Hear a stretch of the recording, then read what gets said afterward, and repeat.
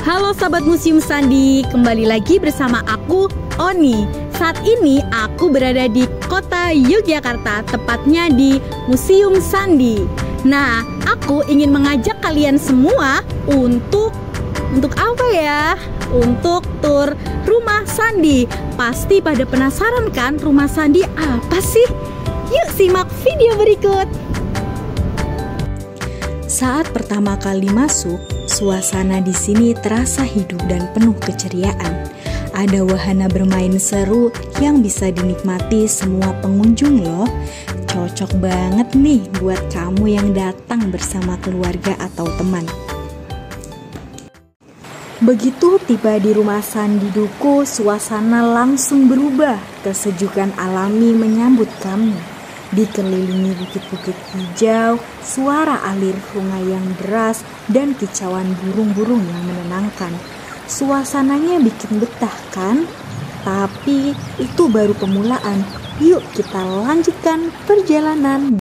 Nah, rumah Sandi Dukuh ini terletak pada lereng perbukitan Manoreh. Terletak pada Padukuhan Dukuh, Kelurahan Purwoharjo, dan Kapanuwon, Samigaluh, Kulon Progo. Nah, rumah Sandi ini menyatu dengan alam yang dikelilingi oleh pepohonan hijau. Nah, bangunan ini juga menawarkan sebuah ketenangan, kedamaian, dan kesejahteraan untuk kita bisa mengenang sejarah perjuangan kemerdekaan Indonesia. Bangunan rumah Sandi memiliki arsitektur yang khas, bergaya limasan dengan konstruksi kayu dan anyaman bambu. Bangunan ini menyimpan sejumlah koleksi peninggalan para petugas Sandi pada masa agresi militer Belanda kedua. Pada bagian depan rumah terdapat pendopo yang berfungsi sebagai pintu masuk utama dan sering digunakan untuk berbagai kegiatan sosial dan acara budaya.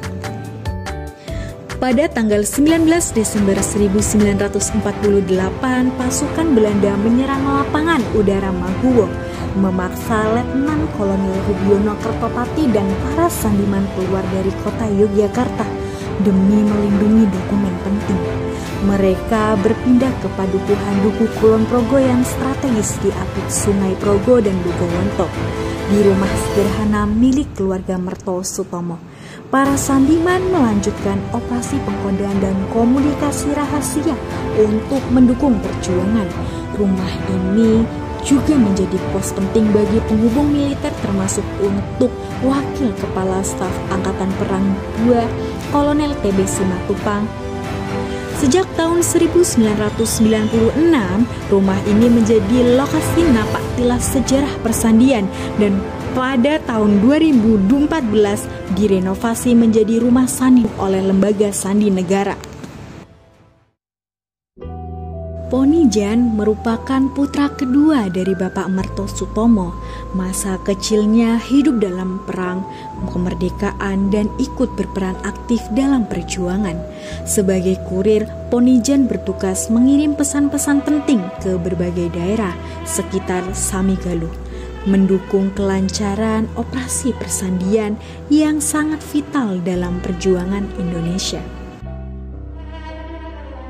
Letnan Muda Enang Sudiarso sebagai bagian dari dinas kode yang penting bersama rekan-rekannya memegang peranan vital dalam menjaga keamanan informasi strategis yang membangun hubungan antar kekuatan yang berjuang demi kemerdekaan Indonesia. Letnan kedua Sumarkijo menjadi salah seorang yang terakhir meninggalkan kantor pada tanggal 19 Desember 1949 untuk menuju Dekso.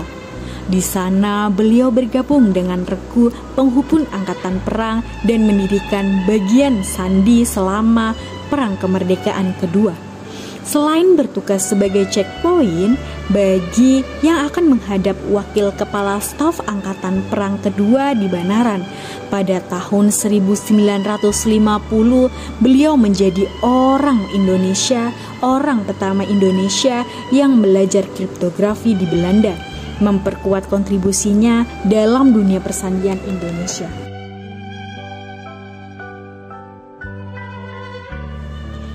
Bapak Sudiatmo bergabung ke dalam Dinas Kode sejak tahun 1946, walau saat itu belum menjadi sandiman.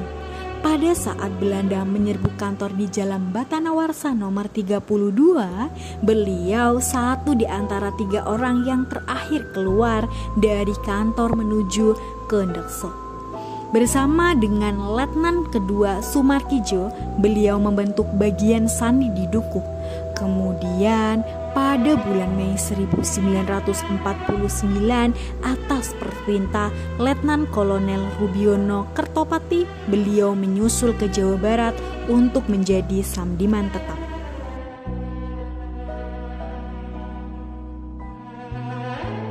Mayor Kusumo Dartojo, kepala PHB Angkatan Perang, turut berperan besar dalam pengamanan informasi melalui adanya penyiaran radio sebagai informasi yang diterima ke berbagai titik strategis. Ia membantu menunjukkan eksistensi kekuatan TNI meskipun saat itu Belanda menganggap Republik Indonesia telah mati. Saat penjajah Belanda menyerang kantor dinas kode di Kota Baru, jawatan sandi staf Angkatan Perang menggunakan rumah Merto Sutomo sebagai rumah darurat. Setelah Belanda melakukan gerilya dan menyerang kantor dinas kode di Kota Baru, para sandiman tersebut menyusuri Sungai Kode hingga sampai ke rumah tersebut untuk merancang strategi perlawanan terhadap Belanda. Replika amben bambu ini menjadi gambaran tempat beristirahatnya para pejuang sandi saat di Dukuh. Rumah Bapak Merto Sutomo tidak hanya menjadi tempat berlindung, tetapi juga markas penting bagi para sandiman untuk menjalankan tugas mereka. Di ruang sederhana ini mereka menyusun strategi, pengkodean pesan rahasia, dan menjalankan administrasi penting.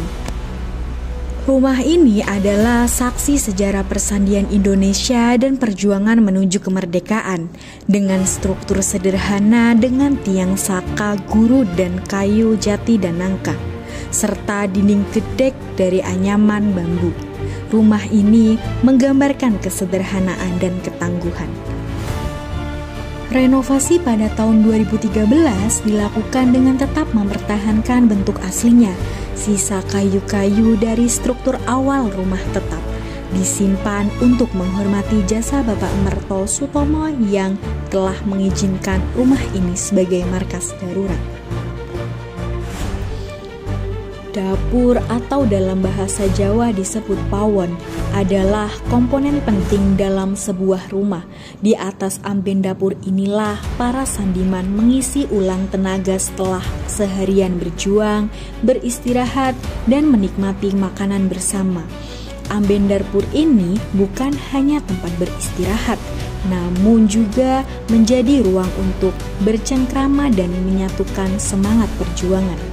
Bagian lainnya dari rumah asli Bapak Merto Sutomo yang dipertahankan adalah lantai tanah rumahnya. Saat melakukan renovasi pada tahun 2013, bagian lantai ini dipertahankan dan diberikan vitrin untuk mengenang kisah-kisah perjuangan persandian yang telah terjadi di atas lantai tanah ini. Diorama kamar sandi ini tidak sama persis dengan apa yang ada di Museum Sandi. Diorama ini berukuran kecil dan untuk melihat rekayasa kondisi di dalamnya. Bagian atap diorama dibuka. Kamar sandi ini menjadi saksi penting dalam sejarah persandian Indonesia karena digunakan sebagai checkpoint kedua sebelum orang-orang menemui WKSAP kedua Kolonel TB Simatupang. Lumpung adalah wadah yang terbuat dari batu andesit atau batu lava dan digunakan untuk menumbuk bahan makanan. Sementara itu alu adalah alat penumbuknya. Bentuknya yang silindris dan terbuat dari kayu memungkinkan bahan-bahan ini dihancurkan secara efektif. Di situs rumah sandi Dukuh, lumpung dan alu ini tidak hanya digunakan untuk kebutuhan dapur keluarga Merto Sutomo, namun juga para pejuang persandian yang bekerja keras demi kemerdekaan. Penggunaan lumpung dan alu ini dahulu menjadi identitas budaya masyarakat Jawa kuno. Bahkan sehingga saat ini beberapa wilayah di Indonesia masih ada yang menggunakan lumpung dan alu. Dipercaya proses pembubukannya akan mempengaruhi cita rasa makanan yang dibuat. Sebelum meninggalkan rumah Sandi Dukuh ini, jangan lupa untuk melihat koleksi-koleksi foto yang ada di luar rumah ini. Koleksi-koleksi foto inilah yang mengabadikan momen-momen saat pada masa dunia persandian Indonesia.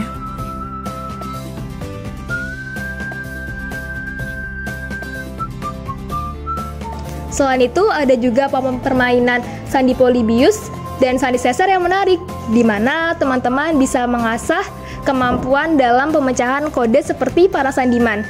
Tak hanya sebagai pengingat sejarah, namun para pengunjung juga diajak merasakan tantangan secara langsung. Rumah Sandi tidak hanya memberikan pengalaman edukatif, tapi juga mengajak kita untuk menjadi bagian dari sejarah dalam kemerdekaan Republik Indonesia. Di sebelah sini ada monumen atau prasasti resmian Rumah Sandi yang diresmikan pada tanggal 29 Januari 2014 oleh Kepala Lembaga Sandi Negara Djoko Setiadi dan Gubernur Daerah Istimewa Yogyakarta Sri Sultan Hamengkubuwono X.